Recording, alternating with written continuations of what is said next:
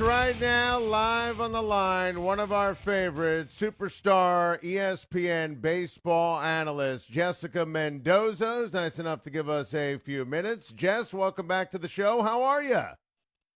I'm doing awesome. Are you kidding me? I feel maybe a little bit like hungover from just the day yesterday and the excitement. You know, it felt like a good watching all the games, being able to call a game and actually having baseball with fans, it was pretty awesome. Oh, it's awesome. And basically we're sharing a brain here because, yesterday I said, there's nothing better than opening day. Actually, there is reacting and overreacting to opening day. I live for baseball, and yesterday from, 1 Eastern time, well past midnight, it was just so much fun. Jessica, you were doing the game with Dave Fleming yesterday with the Dodgers. I mean, it's so many storylines for the Dodgers in general, but specifically from yesterday, I've never seen anything like that. What happened with Cody Bellinger? What the heck was that? Right? I mean, it was one of those, and I think the biggest thing too for us, because we're calling games from our homes, and Yep. so me and Dave Fleming, who's doing play-by-play, are trying to figure out, because it was in and out of the glove of Tapia over the wall, and then we're seeing Cody Bellinger stop in his run, but we could see it was a home run. We're like, why is he stopping? And so it was just mass chaos, and then the fact that Turner just put his head down and ran backwards past Bellinger.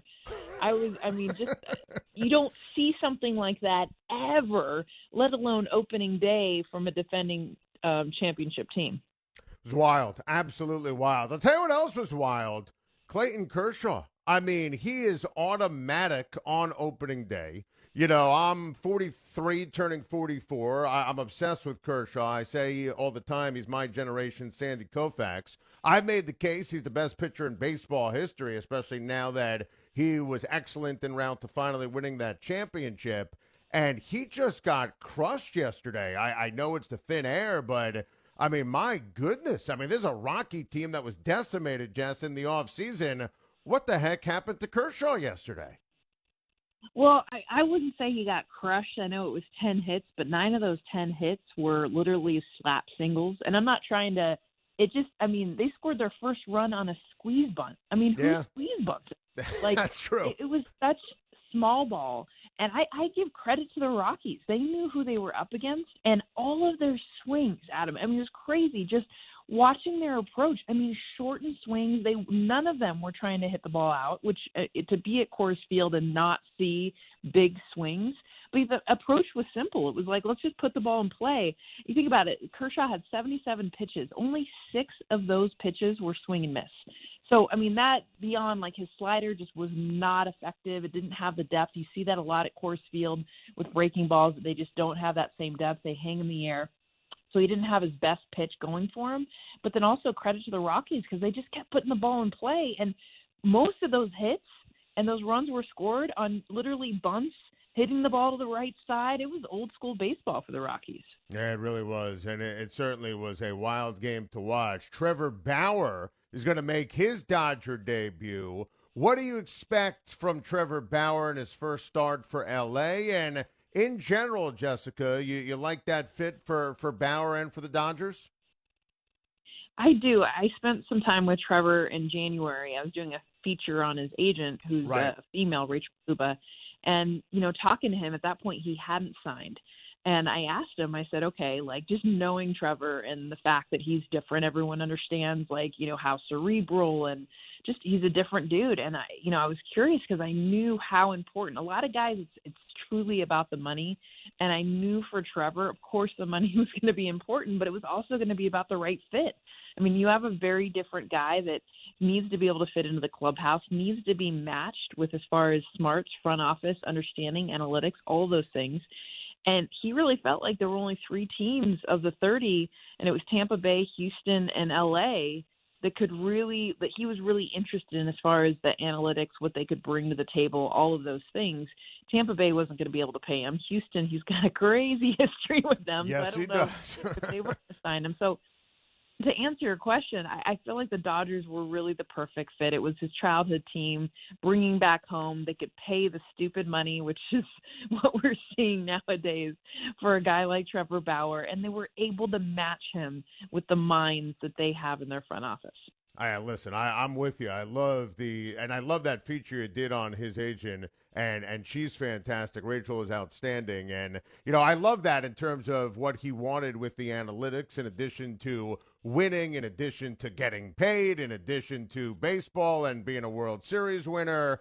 Jess, I think the Dodgers, not going out on a limb, I pick them every year, are going to win the World Series this year. So forgetting opening day for a second, I'm curious, what was your original pick for the World Series champion for this season? The Braves, actually. And, I'm a SoCal girl. I think a lot of people assume, the easy pick is Dodgers or Yankees. Yep. On paper. And this is, of course, before opening day when both those teams lost game 1 of 162, which really doesn't mean much. But, everyone had the Dodgers and the Yankees. It doesn't mean that either of those teams couldn't win. They are, to me, LA, there's nobody that can touch them as far as talent and everything that they can bring. But the Braves took this team 3-1. They had the lead in the championship series. I called those games for ESPN radio. They were able to match them. And remember, that Braves team was beat up with their starting rotation. They did not have their main guys, and they were able to come one game from making the World Series. So I feel like as much as we're talking Padres, we're talking Dodgers, I love that the West Coast is getting so much love. Let's not forget about these great teams that are in the National League out east. Not only the Braves, obviously the Phillies, the Mets getting Lindor, the Nationals, we'll get to see them hopefully with the Mets here pretty soon, since they had to postpone their opening day. But yeah, I picked the Braves. We had to pick our teams. I had the Braves over the Yankees for the World Series. Wow, Braves, Yankees. I like that. I took Dodgers over Yankees, went out on a big limb with that prediction. You nailed it, though, in terms of that division. And I think the Braves, if I was doing a power ranking, I think they're a top 4 team in baseball with the Dodgers and the Yankees. And I think the Padres, who had a pulsating win last night on opening night, Jessica, I think they're going to live up to the hype. I like what they did in the offseason with their rotation, adding a couple of big-time pitchers. What's your take on the 2021 San Diego Padres? They're exciting. There's no doubt about it. I feel like between them and the White Sox, as far as just youth and, a lot of the conversation on getting to the postseason last year, which was a huge goal, and now both those teams wanting to make it to the World Series, and they have that caliber. And to me, the Padres, they made the most noise this offseason, especially early on, going and getting Yu Darvish, going and getting Blake Snell. What you saw from Blake Snell from Tampa out of the World Series, and the fact that he was able to land then in San Diego, and Yu Darvish, runner-up for the Cy Young, coming over from the Chicago Cubs. I know he struggled a bit in his debut, but it was clear that the Padres are like, we're not satisfied just getting to the postseason. We want to be the best team in this division, and we want to win a World Series. So this is a team in a spot, like I don't know how many times fans have been able to watch a game in San Diego. If you ever can go to a game live, when we finally can do more of that, downtown San Diego. So to see just the entire environment, what their front office did to get even better. They're an exciting team, but they've got the big dogs they got to get past even in their own division. What'd you think of the Francisco Lindor contract? I love the timing. I thought it was a necessity for Lindor, necessity for the Mets for a variety of reasons, and really was a win for Mets fans. What was your take on the contract, the timing, and the results, the finances of the deal? I thought as we were entering down in the last hours of what Lindor had set as the deadline of opening day, I thought he was crazy if he were to walk away from what was already being offered at $325 million over 10 years. And not that Lindor, it's just, I know we're talking stupid money now, but remember when Bryce Harper signed for over $300 million, we were like, wow, we have the first player to sign for $300 million or more. And now it's like he's been bumped by all these other mega contracts. And when you're looking over the course of a decade, just so many uncertainties, so many things, even this season, for him to be a free agent at the end, how much more money was he really going to get? Because right now he's number 3 behind the 2 greats and Mike Trout And Mookie Betts, by the way, I love that it's $341 million. I don't know how many people noticed that, but of course. Tatis is 14 years, $340 million. He had to be $1 million over, even though his year to year was going to be more. He needed to make sure, his agents did, that he was going to be third greatest of all time, $1 million over that of Tatis Jr. But I thought he was crazy if he was going to walk away. I really felt like from his camp that even $325 million, when it came down to it, they could not leave that 10 years. I mean, especially in this day and age when you just don't know 6 months from now. That's what last year taught us, where we're going to be. I think you nailed it. I thought the same thing. I think for him, it certainly benefited him. And yes, getting that million more than Tatis, I'm sure his agents were thrilled about that. Jessica, you referenced the Angels and Mike Trout, specifically Trout's contract. I mean, I think he is en route to being the best baseball player of all time. You know, I picked the Angels to win the division. You know, I did like their offseason. I thought they had some solid moves. I think the rotation is solid, better than it has been. They did a nice job with the bullpen. I also think the A's are not the same, even though I like their pitching. I thought they lost a couple of players. The Astros the same. They lost Springer, of course, in the offseason. Can this finally be the year that Mike Trout and the Angels get back to the postseason? Well, I was with you. I picked them to win the West, too. And, I mean, let's be real. The West is probably one of the worst divisions in all of baseball. So it's kind of, you know, a shuffle of any team could win at any point. But for all the points that you just made and the fact that the Angels got better, they were one of the more exciting teams in the American League in the offseason to make a bunch of moves.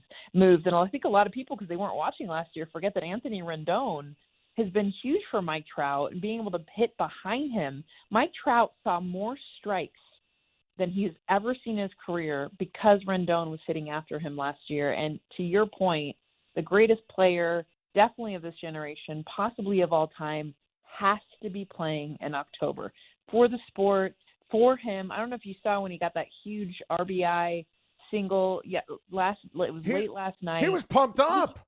Yes, you don't see that from him, and it just, you have this feeling like finally they're competitive. Yeah. It's a team that isn't just trying to maybe squeak into the postseason, and maybe I'm just trying to, along with you and many others, just like I want them to win the division so that he will be.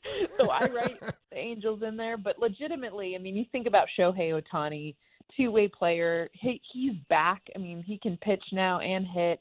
There's just so many exciting things about that team to get finally the best player in the game to play in October. Yeah, well, we saw it the same way. We talked about not only his hit, but his emotion to start the show. Jess, before we let you go, what was your favorite snapshot from yesterday? I just love opening day memories. I mean, Cabrera sliding into second was awesome. Trout with the emotion. Sandoval. What was your favorite snapshot from yesterday? I would say actually, you know, because so many eyes are on the Yankees, I'd say more eyes than anyone is Gary Sanchez hitting that home run to go ahead at that point early in the game against the Blue Jays. You know, he hit, $146, I think, last year with 64 strikeouts to 18 walks. I mean, struggle bus doesn't even begin to define where he has been the last year and a half offensively. And there was so much conversation this offseason if he would even be back, if he would even be on the roster. And to see him, again, it doesn't mean that he's going to go out and just, you know, kill it the entire season. But that offense needs him. You look at Aaron Judge, you look at Giancarlo Stanton, you look at DJ LeMahieu. They have so many guys, but Judge and Stanton, let's be real, they're not going to be healthy all year long. And Gary Sanchez is that guy. When he is consistent and being able to provide that power, it's a difference maker. And this is a Yankees team that is World Series or bust. They cannot just be a division winner or even winning the division series. They have to make it to the World Series. They're going to need Gary Sanchez to do it.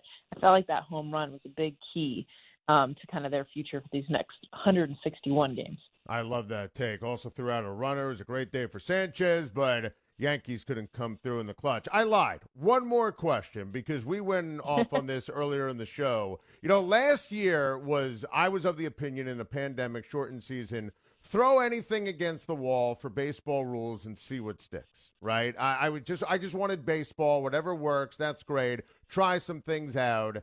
I am just really upset, and we had Cody Bellinger on the show yesterday. He agreed with me. No DH in the National League. That bothers me. I hate this extra inning rule with the runner on second base. That bothers me. I'm okay with the 7-inning doubleheader. I think that's good in terms of keeping it moving for baseball. What's your take on those three changes or the continuation with the runner on second base for this upcoming season? I mean, I'm with you. Let's throw out as many, and we're seeing that in the minor leagues with a lot of different rule changes. I would love, we were talking about this, I know this doesn't answer the three that you picked, but I need to get this one in there because I was talking with Dave Fleming, who's doing play-by-play, the 15-second pitch clock that's being implemented, I think, in single A. I mean, just the amount of time that games slow down once we get to bullpens. And not that starting pitchers are so quick, but oh my gosh, it is like when you are literally calling a game, so you're pitch to pitch dialed in, and it is 30, 45 seconds, sometimes a minute for a pitcher to throw the ball. And now we're talking 3-2 count, foul balls. I'm like, just catch the ball, get your sign, and let's go. Anyway, that is the rule. Not 30 seconds, but 15 seconds would, I think, be a huge game changer as far as just like, let's go. Like, stop just sitting here. Like, what are we doing? Anyway, so that's one, like, I'm a fan of all the changes. I played with the runner at second base in my softball career. Yep. So I know that's hard for a lot of people because all of a sudden it's like, whoa, did the ghost runner just turn, like, it freaks people out. Like, there's a runner at second now. I would like to see, though, after a few years, how much it works. I know the numbers came in last year. It didn't seem like it shortened enough games. I'd like to see it be tried for the next few games or few years to see if it really helps with extra innings. Because if it does, I'm all for it. Like, who needs a 16, 17-inning game when it's game, like, number 38 in the season? And, yes, DH, it had a hard time writing in Germán Marquez as the number 9 hitter for the Rockies yesterday. Yeah. Clayton Kershaw, he got 2 hits. I get it. But, I mean, at this point, it's like, what are we doing? What are we doing? I mean, pitchers aren't hitting, and they shouldn't hit, and they shouldn't be running the base. I mean, Kershaw couldn't score. Mookie Betts got a big hit double, and Kershaw couldn't come around third because you're not going to have him slide at home. So they had to hold him up, and I'm like, this is not baseball. Like, put in someone that can come around and blow up a catcher or make a great slide at home to score to go ahead. Or, Jess, I'm with you. This is no DH in the National League. I mean, it's beyond absurd. And great examples why it's so absurd with that ball game yesterday with the L.A. Dodgers and Kershaw on the bases. Jess, we always love chopping it up with you. Tremendous job on ESPN. Love listening to the broadcast yesterday. Keep up the outstanding work, and we'll talk to you again real soon. Love that baseball is back. Let's talk more. Jessica Mendoza, she is the absolute best from ESPN. And, you know, obviously we don't agree on the runner on second base, but she lived it playing at the highest level in softball. And she's willing to give it a couple of years. But listen, Jessica is so great. She's so smart. She has really strong opinions. The Braves take, I thought, was pretty interesting. And how's that from Jess on the snapshot from opening day? I'm going Cabrera, and she says Gary Sanchez in terms of hitting that home run and how big a deal it was. That is great stuff. We will hear from the Yankee who blamed himself for the loss yesterday. Plus, more of your outstanding telephone calls right after this.